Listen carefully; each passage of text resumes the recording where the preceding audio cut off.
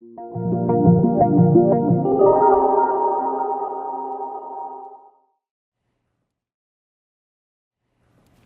you so much for that beautiful introduction. Thanks to everyone who contributed to helping to bring me here today, and especially today because I got to miss the first blizzard of the year in Boston. Apparently the whole city is shut down, but I got out just in time. So it's great to be here enjoying the sun. So when I started working on immigration in 2007, I felt like it was the hot button issue, the issue that we just had to deconstruct and understand better to engage with anything else. And little did I imagine 10 years ago that immigration would only become more and more of a misunderstood and hot button issue in the subsequent decade. So I'm painfully aware of the continued relevance of my work. I hoped that after I published They Take Our Jobs and 20 Other Myths about immigration, everyone would see the light and stop obsessing about immigration. But that didn't work. So this is actually the first talk that I'm giving since January 20th. And like many people, I have been struggling a lot since January 20th to grasp what's happening in my country. I guess perhaps since November 8th, I've been struggling to understand what's happening in my country. But so I'm going to talk a little bit about immigration today. I'm very happy to answer any questions you have about immigration or how I would like to rewrite immigration history. But that's not going to be the main topic of my talk today. So do save that for a question because I'd be very happy to talk about it afterwards. But what I want to talk about today is the issue of how we conceive of politics in the United States and where this recent election and inauguration and first couple weeks of the presidency of Donald Trump, how are we to interpret and be active in effective ways? And I think in order to be active in effective ways, the very first thing that we need to do is to understand what's happening. And as a historian, of course, I always think we need to understand history to understand what's happening today. But so I've titled my lecture, Multiculturalism, Political Correctness, and the Left. And you'll forgive me, I was kind of assuming I'd have my laptop right in front of me, so I'm going to be looking over here to read my notes as we're going on. The search for common ground. And I'm speaking to what I see as a kind of a fragmentation and diffusion of the left in the United States that I find deeply troubling, that I experience every single day on my campus, and that I feel has left us in a very weak position to confront the realities that are confronting us. So I hope that that through my analysis, I'm also making some suggestions about how we can more effectively confront the political conjuncture that we're faced with right now. So Donald Trump, who does he represent and how did he win? So what I try to do here is divide the US political spectrum not into two, but into three. And the first two, you'll notice a lot of names of leaders of the Democratic and Republican parties and recent presidents of the United States. But I categorize them under two wings of neoliberalism. And I'm going to be talking more about all of these terms. So hopefully what I mean by them will become clear as we go along. And obviously, feel free to ask questions about them too. And then, I don't know, can everybody read this or is it too small? I'll be reading aloud from it anyway. And then the third category that I have down there, I put only two known US political figures in Franklin D. Roosevelt and Bernie Sanders outside of the neoliberal spectrum. So I have those three categories, and I want to talk a little bit about each of them. The first category I put up there I call neoliberal populism. And so when I categorize the first two as neoliberal, I'm really talking about a socioeconomic agenda. Neoliberalism as a socioeconomic agenda that I believe is common to both those who I call the populists and those who I call the multiculturalists. It's a socioeconomic agenda of privileging the market, of privatization of government services, of destruction of the social welfare aspect of the state, and emphasis on the policing and carceral aspects of the state. That is, the state should serve in neoliberal ideology only to protect the interests of corporations and the rich. That, I think, is the essence of neoliberal ideology.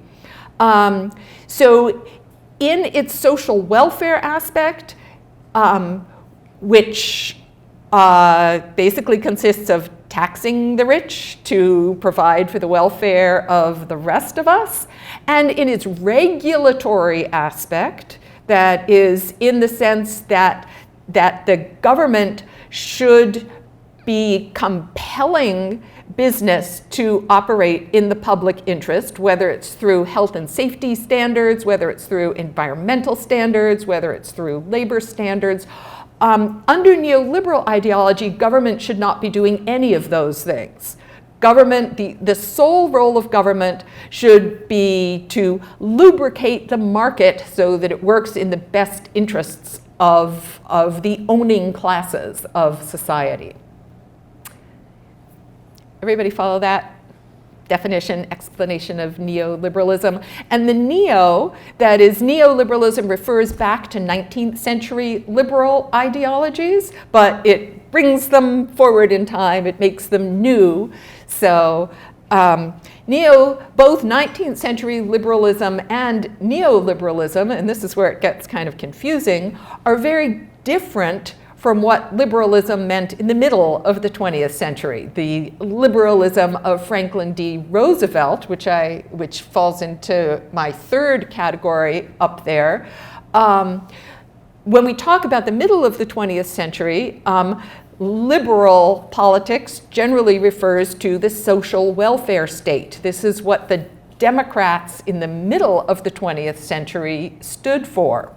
But by the end of the 20th century, the Democrats had jumped on the neoliberal bandwagon, and in many ways, the neoliberalism is the opposite of what the Democrats had stood for, at least in their heyday in the middle of the 20th century, during the long multiple presidencies of Franklin D. Roosevelt. But neoliberal populism adds a cultural appeal to neoliberalism by arguing, by trying to reach out to the working classes and to ask the working classes to support an economic ideology that is completely against their class interests. And it does so through this populism, and I think of this as kind of like that scene in The Wizard of Oz where, has everyone seen The Wizard of Oz? In Canada too, not just in the US, okay.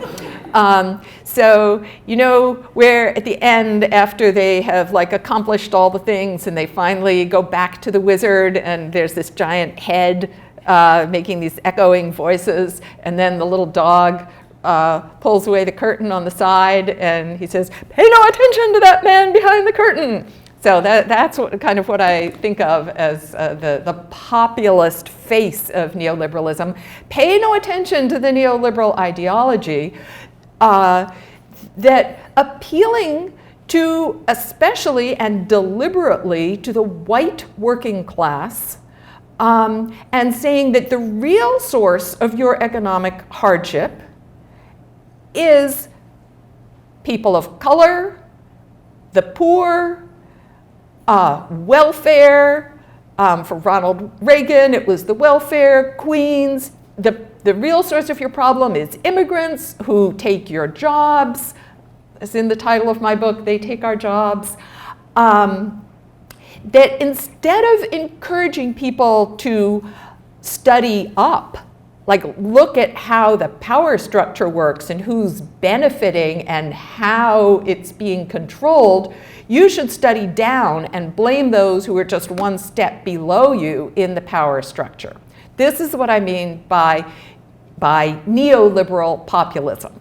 And race plays a huge role in neoliberal populism, whether directly or indirectly, but implying that white people are threatened by people of color. That is a key element in, and so I list a bunch of presidents here who really made an explicit appeal to the white working class, suggesting that their position in society was being threatened from below and that they needed to look below and squash those below in order to maintain their position. And obviously, I feel like this is a very dishonest appeal. And yet, in the absence of an alternative from the left articulating a really clear analysis of how the political and economic system are actually working, it's one that has proven to be successful time after time in the United States.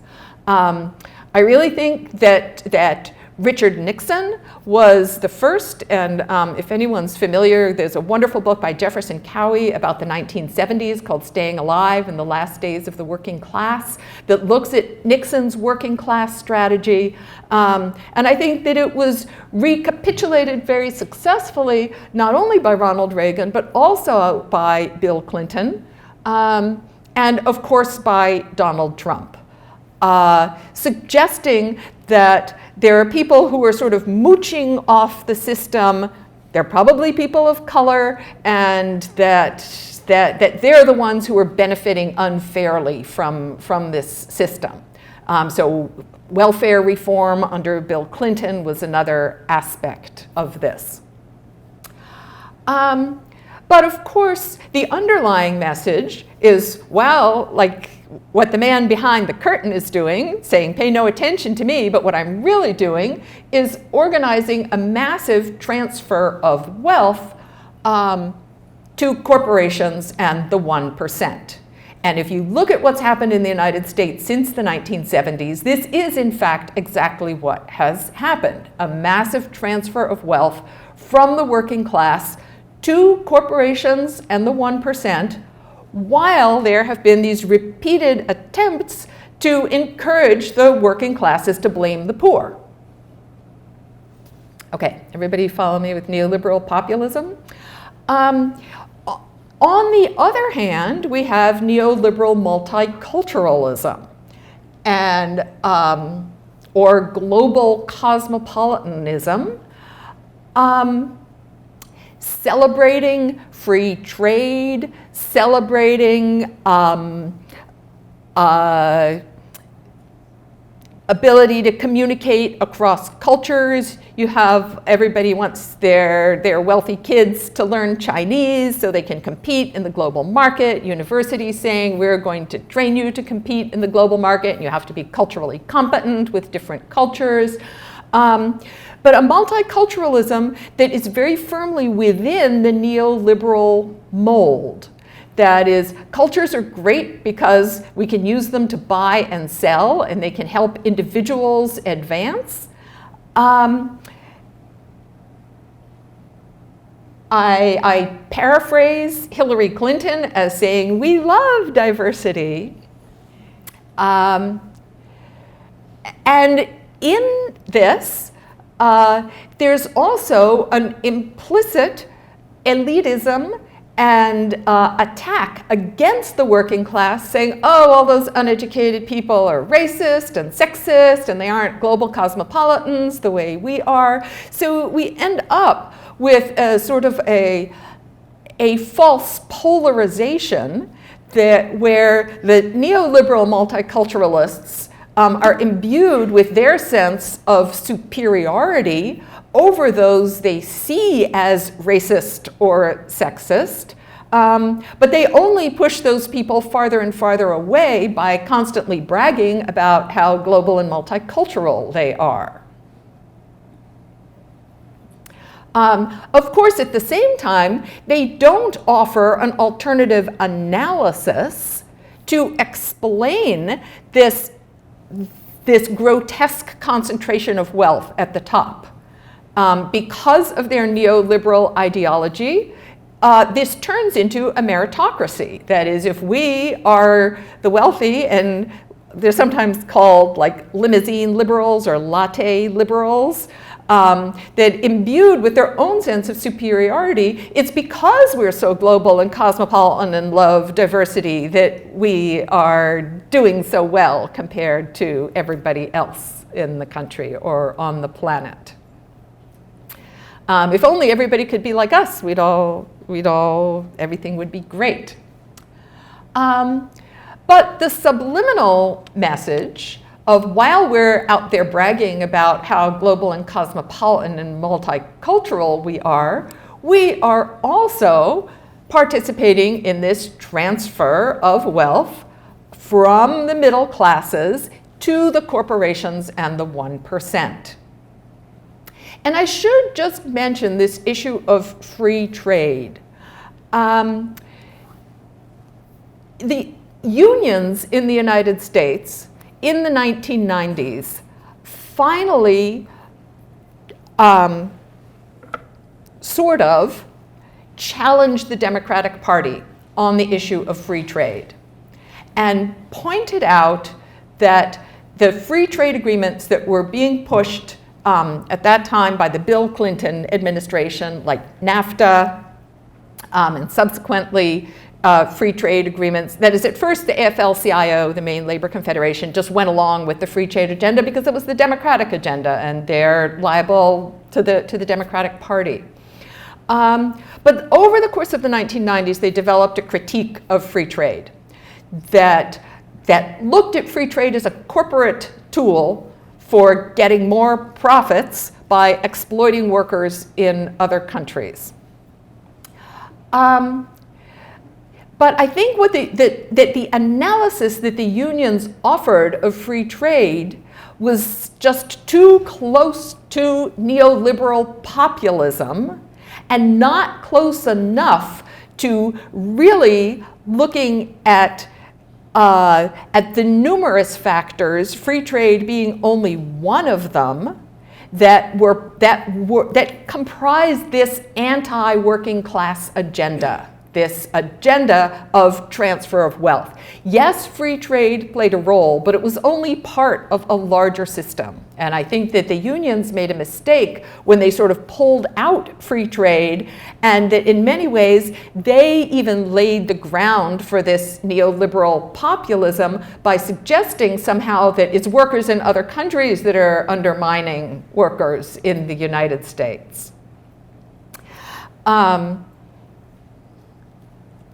So the third alternative, which I find to be the only alternative that actually offers a historical analysis and a path forward against this neoliberal project of global wealth inequality, might call that global wealth inequality the ultimate goal of neoliberalism, is the whether you call it democratic socialism or social democracy, but a resurrection of the idea that that government should be controlled by the people, for the people, and that the role of government is actually to protect the interests of people against corporations and to foster social equality.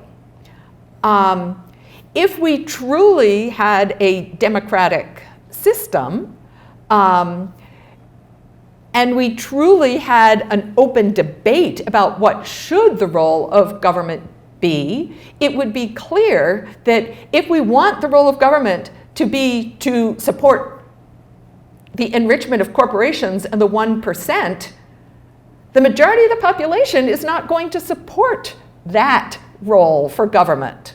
The majority of the population has an inherent interest in supporting a government that protects the interests of ordinary people. But that voice just isn't there. And when it did come out in this campaign, in the person of Bernie Sanders, the Democratic Party squashed it and replaced it with neoliberal multiculturalism that played right into the hands of the neoliberal populists. Everybody follow that? Full of jargon?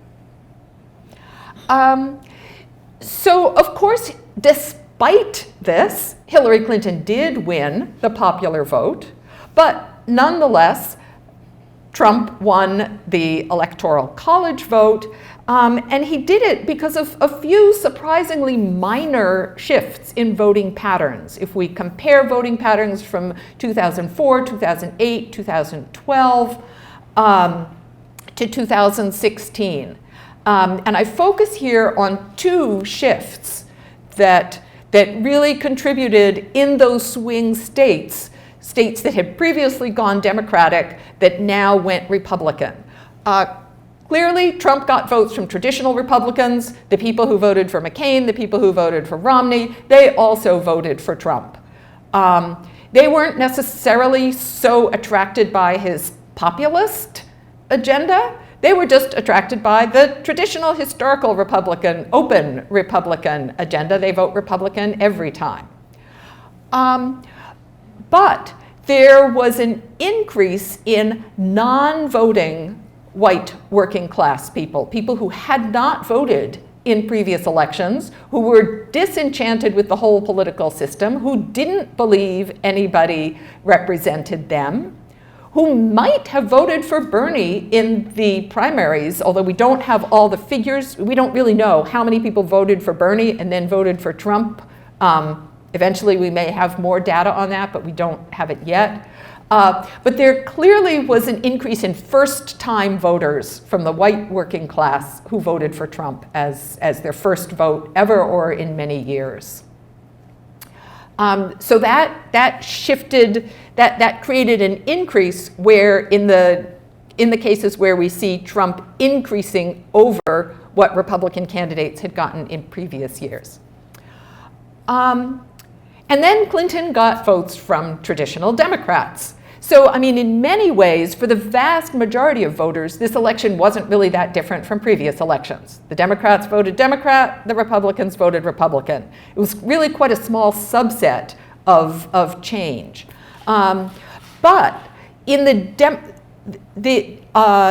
2008 and 2012 elections saw a significant increase in the black vote. African Americans turned out to vote for Barack Obama. In 2016, there was a significant decrease in the black vote. So Hillary Clinton lost votes that had gone to Obama because people stayed home. So to me, those are the two most significant changes. So while we look at the I think many people interpreted the election result as saying, like, wow, the United States population has changed so much. Like, how did we elect someone like Donald Trump? I would argue that we didn't really change that much. The vast majority of people voted the same way they've been voting for the last 30 years. But these two significant things also contributed to the electoral result. Okay, so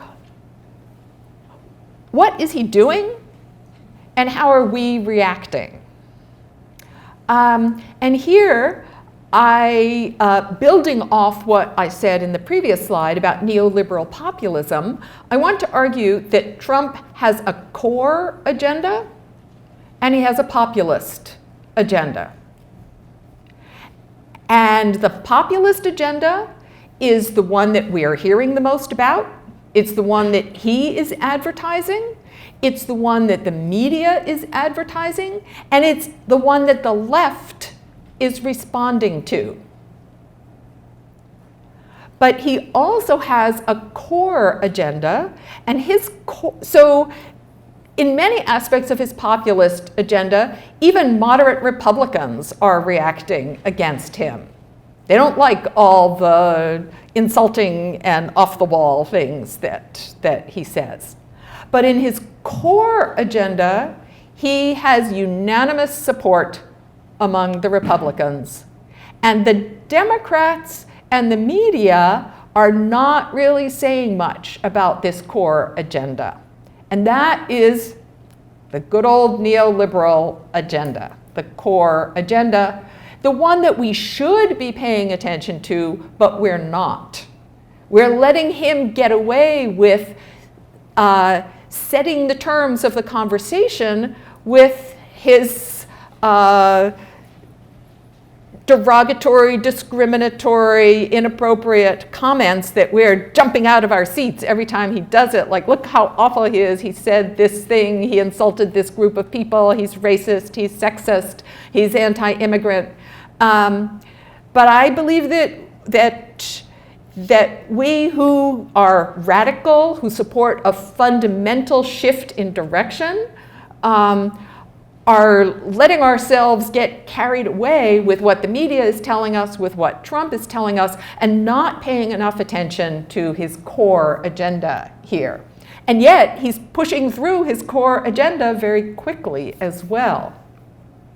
The core agenda includes deregulation, both statements like his executive order, like we have to lower the number of regulations, but that statement is really the populist.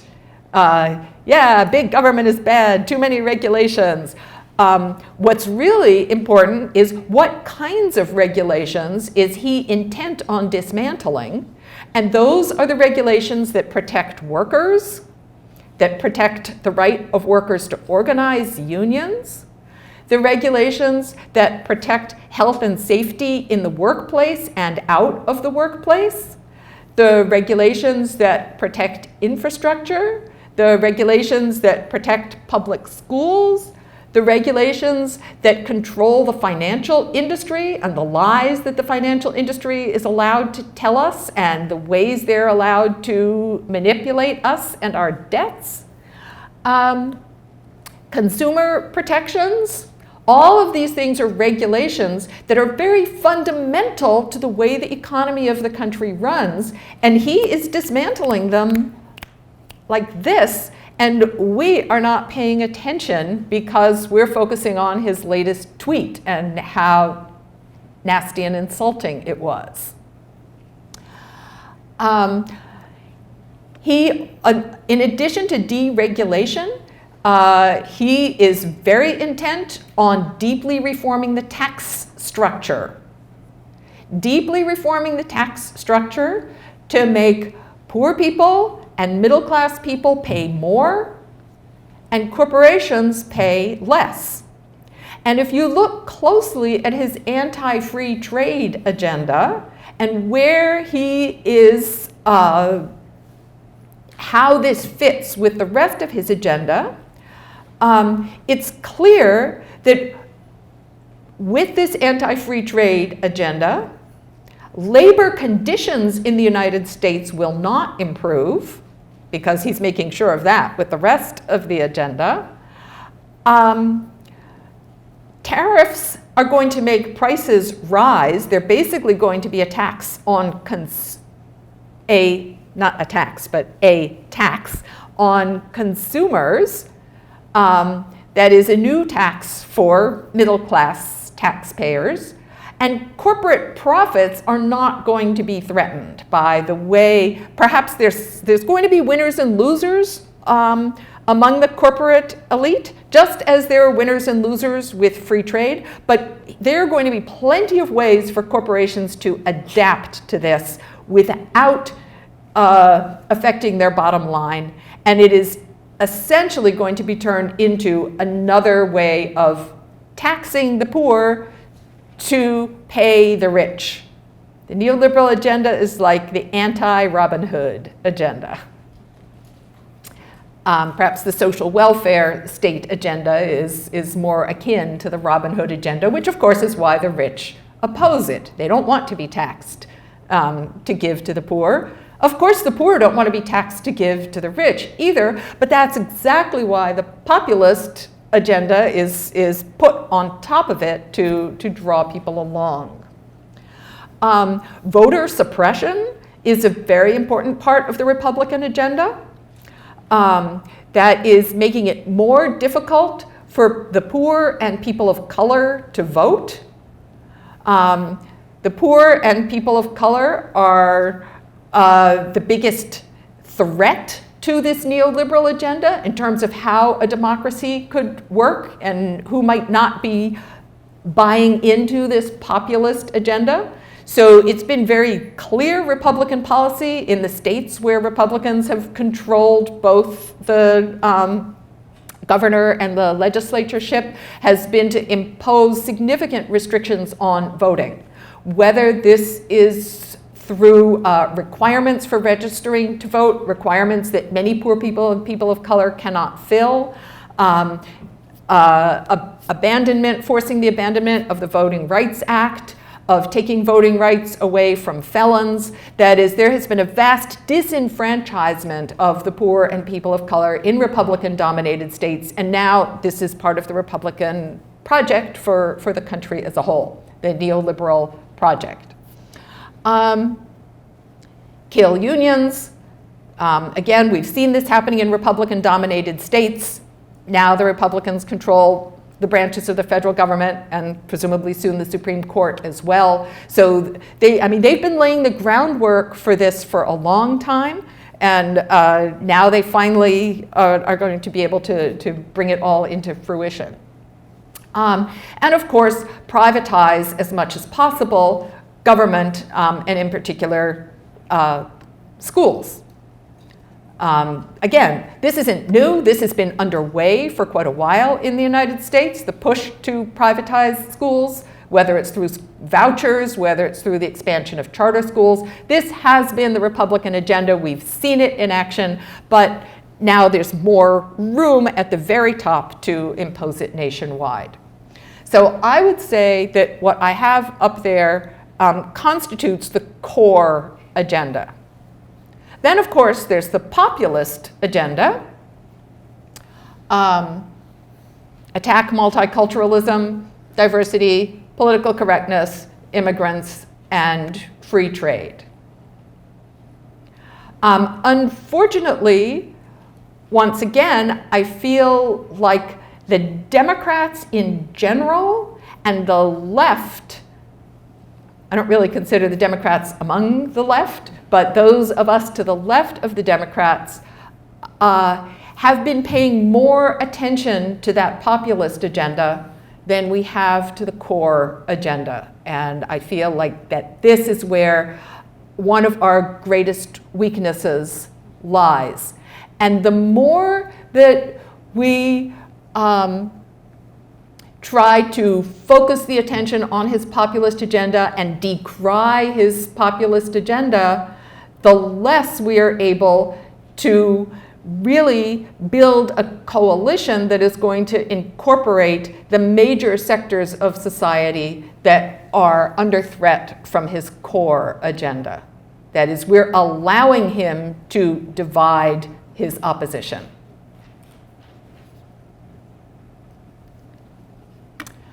I attended a meeting on January 20th. I'm going to read these aloud because I know they're really tiny.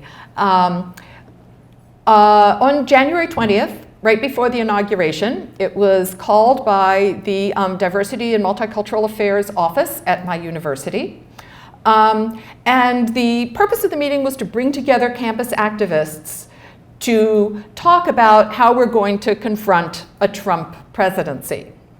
And mostly at that meeting I listened and took notes, although I did try to speak once, but I could tell that I did not fit in that meeting. So at the end of it, I put my notes together and I made a list of what we talked about at the meeting, what was talked about at the meeting, and what was not talked about at the meeting. The list on the left notes everything that was brought up again and again and again at the meeting. So I'll have to turn to the side to read it to you. Bullying, identity, microaggressions, white privilege, being a good ally, the Ku Klux Klan, biracialism, gender non-binarism, self-care, hate, love, listening, intersectionality, and respectful language. It wasn't only in that meeting that those things get talked about on my campus. They get talked about a lot every single day on my campus. And the administration is just as interested in talking about them as the students are. But what struck me also was what wasn't talked about at the meeting. Not once, not a whisper. War, taxes, health plan, climate change, fossil fuels, immigration, jobs, trade, foreign policy, economic inequality, worker rights, education. That one kind of struck me, being at a university, that nobody said anything about education. Regulating the financial industry, and student debt. So I would say we followed the lead of our administration in focusing on the populist agenda and completely ignoring the core agenda. Now, this overemphasis, our overemphasis on the populist agenda also just opens the door for the right wing, whether the Trump administration themselves, or certainly in the media and in social media, to say, look at these university liberals who are so focused on themselves, they're so coddled, they're so spoiled, they don't know what the world is like, they've never had to get a job. Now, this is not true of my university. I teach at a working class university. Everybody there works, but they're buying into this discourse that not only ignores the core agenda, but sets them up for continuous ridicule from the right.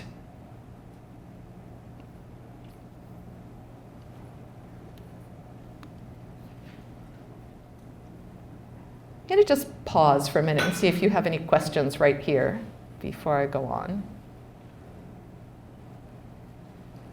Okay. So where did multiculturalism, as we all experience it today in our universities, in our public discourse, in our politics, where did it come from? How did it become so hegemonic in the ways that we try to think about what's going on in the world and what we can do about it? I list a couple of reasons here. I don't claim to be an expert in answering this question, but I have a few suggestions. One, I would say it came from inside the left, from frustration, very legitimate frustration against racism and sexism in leftist organizations. Two, I believe it came from what we know of as the cultural turn in academia, which was certainly prevalent when I was in college in the 70s, and especially in graduate school in the 80s. Encouraging textual analysis that reveals hidden assumptions encoded in words. that is asking us to think about not only what is explicitly said, but what are sort of the subtext, the hidden messages in the language that we use? What assumptions does our language, do our texts reveal?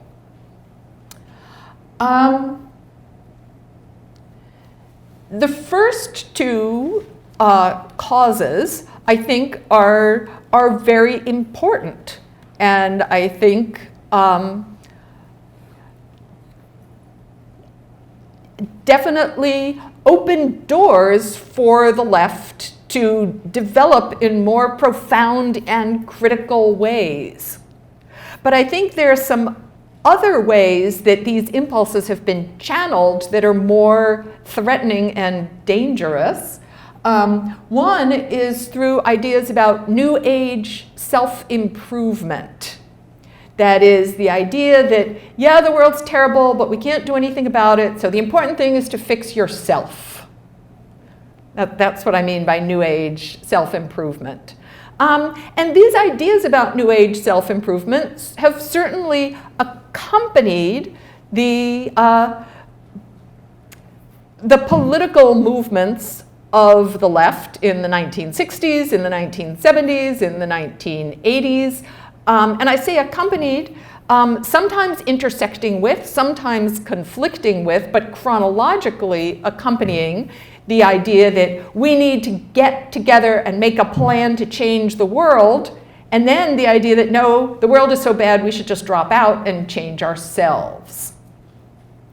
And some of the ways that I see this New Age self-improvement ideology permeating student organizations, and not only student organizations, all leftist organizations now. I mention a few of them here, and I mention the idea of the boycott. This is one that comes up very frequently in my discussions with the public, with organizations. So I'm going to just diverge here for a minute to talk about Columbia and my work in Columbia, where I am working with Afro-descended and indigenous communities that are affected by coal mining. Some of the largest coal mining companies in the world operate in Columbia. Some of them are US companies, some of them are Canadian companies.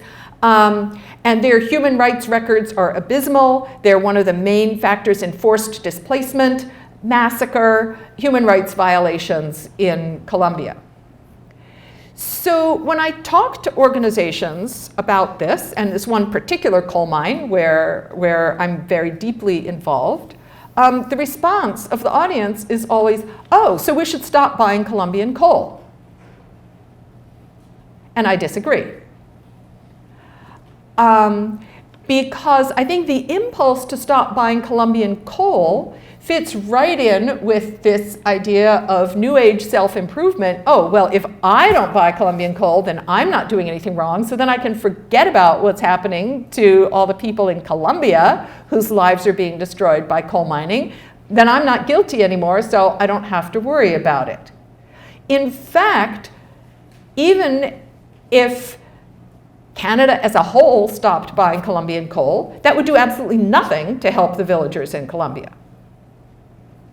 We have to think more deeply and in a more complex way about what do we want to accomplish and how can we accomplish it. Not just how can I personally myself stop feeling guilty because I personally am not involved.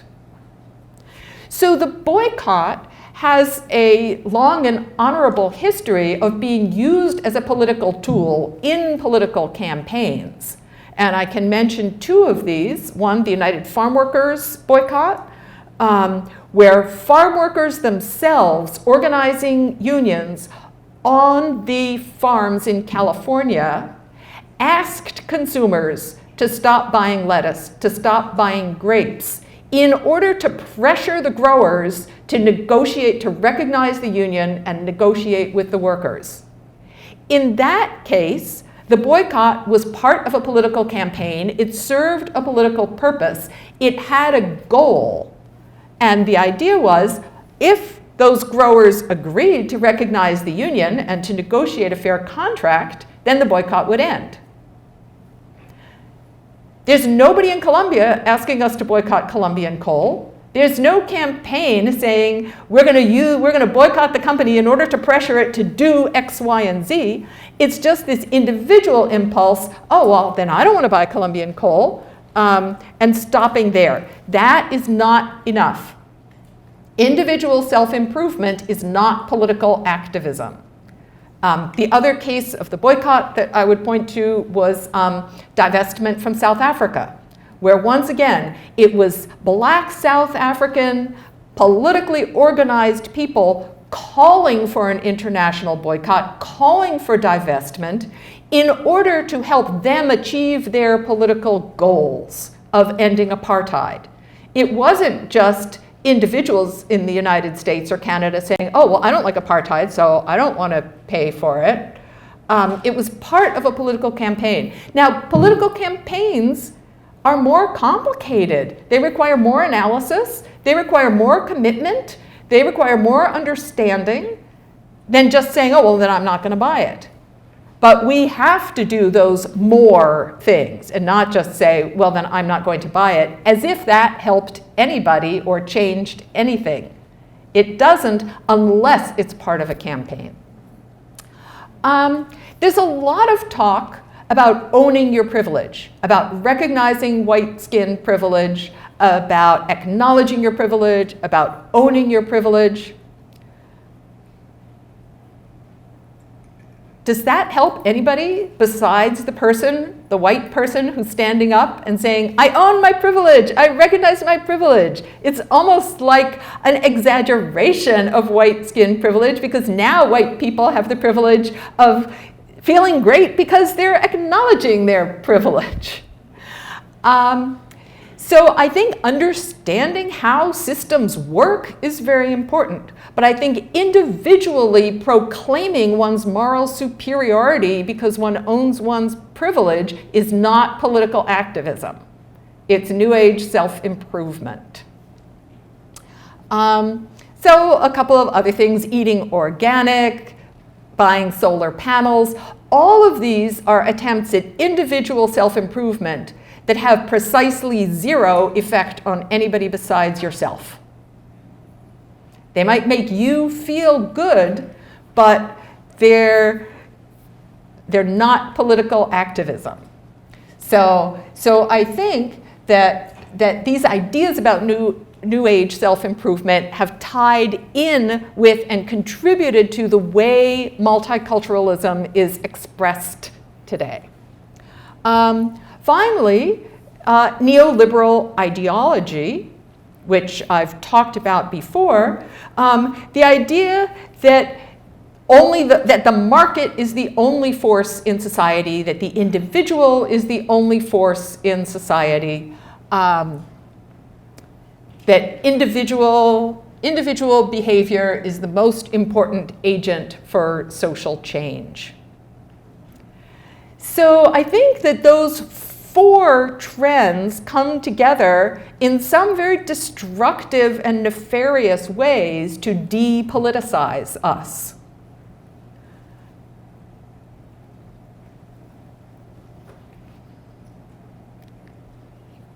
Okay, finally, my last slide.